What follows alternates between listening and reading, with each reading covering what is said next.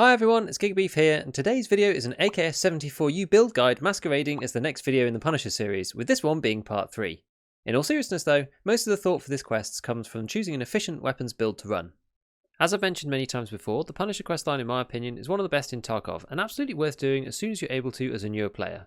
Not only does it push you to get better and make you play the game in a different way, it has one of the best rewards in an EFT questline for a standard account player, which is the 8-slot Epsilon secure container, which allows you to take in 8 items that you keep on death. This is a massive upgrade from the 4-slot alpha, but for me the Punisher was a turning point in my play, taking me from a scared beginner to intermediate EFT player, which was mainly around how it changed my thought process versus PMCs in the later parts.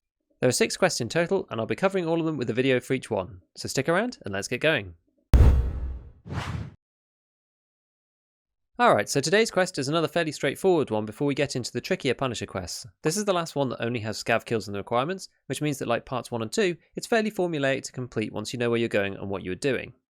Punisher part 3 asks us to kill 25 scavs on customs using the AKS 74U series of weapon. In the not so distant past, this was 50 scav kills, so count yourself lucky. Despite this, 25 is still a fair number of scavs to kill, and you'll have to do this over a number of raids. Although you can find a decent number of scavs on customs, they're generally quite spread out, and with other players killing them, it can mean that sometimes you don't find as many as you'd like. First though, as usual, let's check out the weapon that we're going to be taking with us so we can decide on a strategy. The quest specifies the use of the AKS 74U, which is effectively a short version of the AKS 74. There are 3 variants of this gun in Tarkov, and the quest allows us to use any of them, from the standard AKS 74U, as well as the 74UB and the 74UN. The differences between these can be seen in the names, using the standard nomenclature of the AKs, so the original version, the AKS 74U, is a folding stock short variant symbolised by the S and the U. The 74UN has the same folding stock and also comes with a dovetail rail for attaching side-mounted optics like the PSO, the EKP and the OKP7, which can be quite useful if you want to use these, as it means that you don't have to mod for Picatinny rail.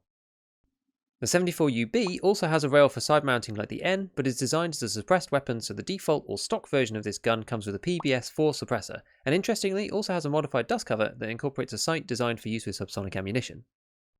If you want to make life simple, the cheapest outright version is the standard 74U, which you can purchase from the flea market at normally around 15 to 20,000. These weapons spawn frequently on scavs, which is why there is a steady supply onto the market, which keeps the prices of these weapons nice and low. Alternatively, you can buy a non-functional version from Mechanic 2, which is just the receiver for the weapon and nothing else. This costs just under 15k rubles, but you'll need to buy the other pieces to make the weapon functional. To get back to the stock build, the bare minimum will cost about 5,000 added onto the price here, and bizarrely, you can't actually buy the wooden handguard for the 74U from any trader, so if you go down this route, you'll need to source one of the other handguards to make it work. There is one good trade to mention, which is the 2 horse statues for the 74U from Prapor level 1. This really depends on whether you can buy the 2 horses cheaply on the flea market, but if they are sub 10k, I think it's definitely worth picking up for the trade, as it comes with a free magazine of 30 BP 545 rounds, which is worth just under 12,000 rubles. This effectively means that you need to be buying the horses at somewhere under 13k or so to make this better than just buying the component parts.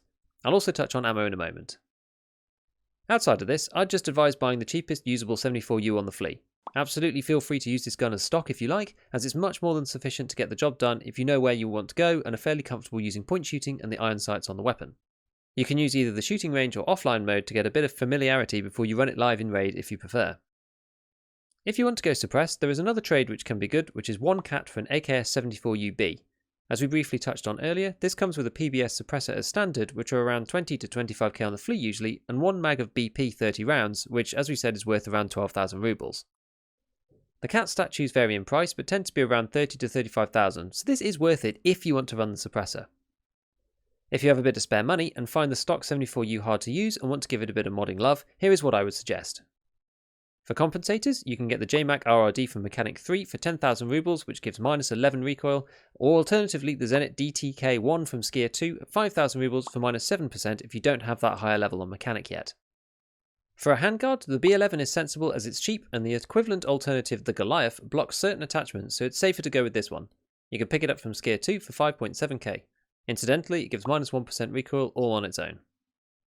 The B11 handguard then allows us to attach a foregrip, of which I like either the RK0 from Skier 3 for 7k and minus 3% recoil, or one of the AFG Magpul foregrips with minus 1.75% recoil and a decent ergo of plus 8, which you can get in any colour.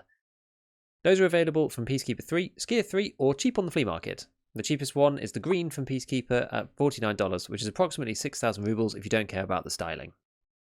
On grips, we'll grab a saw, which is good value for plus 10 ergo from Peacekeeper 2 at $42 or approximately 5,000 rubles. For stocks, we'll keep the standard version and add a recoil pad from Prapor level 2 for 3,500 rubles, which reduces recoil by 5%. This is 41% when combined with the standard stock, and given the next grade up is the PT1 at 44% reduction for 13,000, this doesn't quite seem worth the jump. The B18 mount from Mechanic 2 for 3,500 rubles allows us to attach a red dot of our choice, and from there you can pick whichever is your favourite. So 35k plus the optic, and let's assume around 20,000 for that, gets us to 55k on top of the base cost of around 15,000 for approximately 70k total. This gets you to 58 ergo and 73 recoil, which is alright given the stock weapon is 53 and 90, but clearly nothing meta. For pure comparison's sake, the best recoil that you can get to excluding any scope modifiers is 55 vertical, which would cost you about 115,000. A bit overkill for this quest though in my opinion, but worth noting nonetheless. Now, because of the way that Tarkov's recoil system works, I would either go with the full budget build or just use the 74U at stock. In between, and you're just going to be spending money for negligible benefits. The final piece of the puzzle before we get on to talking about customs is around my favourite topic of ammunition. Normally we spend time thinking about defeating player armour, which is still a useful consideration when running any raid, but it seems a bit of a waste running the top tier ammo if we're low on cash and taking in a stock 74U to kill scavs, which is expensive and unnecessary. For that reason, I'd advise taking either BP or BT. As we saw before, there are a few trader purchases that give you a free mag of BP, and this will not only be sufficient for killing scavs with up to level 4 armour, but isn't too expensive at 12k per 30 round mag either. You can move up to BT if you have the cash, or if you run a lot of reserve as scav and have this ammo lying around, as it's found there quite plentifully. These will cost you around 18k per 30 rounder, and are just under the top tier rounds of BS and Igolnik, so will give you zero issues fighting scavs even if they spawn with level 4 armour. The benefit of this is that you'll be semi-competitive even if you meet actual PMCs too, who are looking to cut your scav butchering short. On the other end, you can probably just about get away with PP rounds if you're trying for scavs only. These are very cheap at 155 rubles or 4,500 per 30 round mag, but you'll struggle to deal with any players at this penetration value with level 4 and above armour, so it's worth spending a bit more to get at least BP in my opinion. BP and BT are available from Prapor level 3, which I'm pretty sure are available at this level of the Punisher looking at the quest rewards and those that lead up to it. If I'm not mistaken, level 22, reputation of 0.35 or higher, and a sold amount of 1.5 million rubles should be attainable by the time you get to this stage. 5 seconds before we continue, please don't forget to subscribe if you want to see more content like this in the future and help out the channel. Alright, let's carry on with the video. Now that we've decided to pick a weapon appropriate to the economic requirements we have, let's look at a few scav spawns and decide on where to go. I find that customs is a bit different to a map like Shoreline because oftentimes there are very few scavs that spawn right at the beginning of the game. On Shoreline we can make a beeline for some hotspots which pretty much always have scavs available to dispatch at the start, but on customs it doesn't usually work out like this. Clearly, not getting killed by PMCs helps with being able to complete the quest. Avoid the known spawn points in the first minute of the raid and try to take the less travelled routes to the start. You should be getting to know customs fairly well at this point, but if you want a refresher, I have a first minute guide which goes through the spawns and what to watch out for aimed at newer players. This was created before the expansion was added, but the spawn points didn't change, so the information is basically the same. Just remember the extra routes for the new area when thinking about where players might go. The one other area that I really would avoid is dorms, as although scavs do spawn there due to the high volume of PvP, a combination of them being dead already by the time you get there and getting killed yourself are likely outcomes. Let's dive into the map itself, but the route is fairly obvious because of the way customs is designed. My favourite way to do it is to make note of where all the scav spawns are, visit them one by one on the off chance of finding some, and make my way towards the guaranteed exit. Then, once I'm near the extraction point, patrolling around the area until there are either no scavs left or I'm satisfied with the raid in a fairly wide sweep. This is because scavs spawn in waves throughout the raid, and crossing the map gives them time to respawn as players move away from the starting areas or have extracted already. Broadly speaking, my preference is to start on the big red side and navigate my way across the gas station and fight scavs towards the end of the raid in the road area on the east side. They are easy to spot and there is generally quite a high concentration of them between gas itself, the road area and inside the compound. This works in reverse, but I have found for quite some time now that the number of scavs over at Big Red or the storage containers is quite low, which makes the east to west route less effective for racking up your 25. If they are there, you will typically find these patrolling around inside the container area or around the inside of Big Red compound itself, typically outside. Scavs can spawn down by the RUAF roadblock right from the get-go, as well as construction. If you start anywhere near old construction, one guaranteed scav kill is the sniper scav on top of the usual building here. You can snag this one even using iron sights. Just remember to use hold breath to give you a bit of an extra hand with lining it up.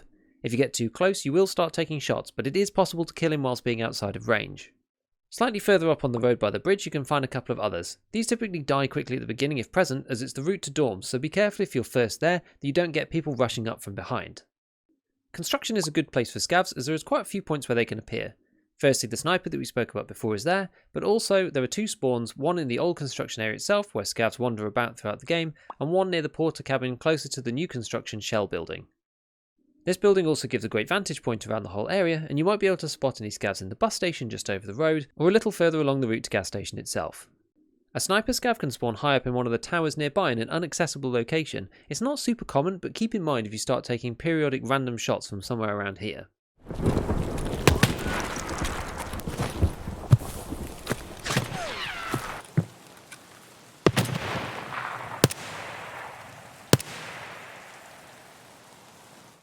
Moving on to gas station, this is a good spawn for scavs, however it's also a spawn point for Rashala and his guards, so be careful, both for them and also for PMCs that might be coming to the area. This is typically safe for later on into the raid after the first 15 minutes have passed. This marks the start of my favourite area to farm scavs on customs, as using the rocks above gas station you can look down and see scavs on the road fairly easily. They wander all over this area, and using the terrain we can take pot shots or use our positional knowledge to sneak up and take them out. There can be 2 sniper scavs over here, one fairly commonly in the small lookout tower and one potentially up on the rocks who could be quite hard to see sometimes. This area is full of scavs towards the end of the game, and both the road area plus inside the compound itself are great places to rack up some kills. The open area between the 3 warehouses is decent, however scavs can be hidden behind various objects or inside the buildings, so you have to be a little careful. There is potentially yet another sniper on the roof of the east building in this area who could be shot at from the USEC building in the next compound along. The area around the USEC building itself does get some scav spawns too, but these could be a bit harder to find. The most caution needs to be had in this area, as there are plenty of environmental objects, open warehouses and terrain that they can hide behind to give you a cheeky one when you're not expecting it. One last place that is worth a check is in old gas station, if you're near the area. You can get a couple of scavs here, but they're often cleared out already, especially now that it's a through route for the new expansion area of customs. So a broad route that I like is RUAF roadblock to sniper scav and construction, back to the road, to the new construction shell building, checking bus station and the road there, across to new gas, along to the military base road, back through the compounds with a stop at old gas if you have time. As things happen in raid, you'll need to cut out certain areas that are too dangerous, have active fights going on, or if you start to run out of time, and often there'll be no scavs in certain points. Keep your wits about you and be prepared to run the map a few times to get it done. So please remember to sub and hit the bell if you haven't already if you want to see more, as it helps out the channel big time. You can also follow me on Twitter and Twitch to catch me when I'm live. Until then, I'll see you next time, and as always, have fun in your raids.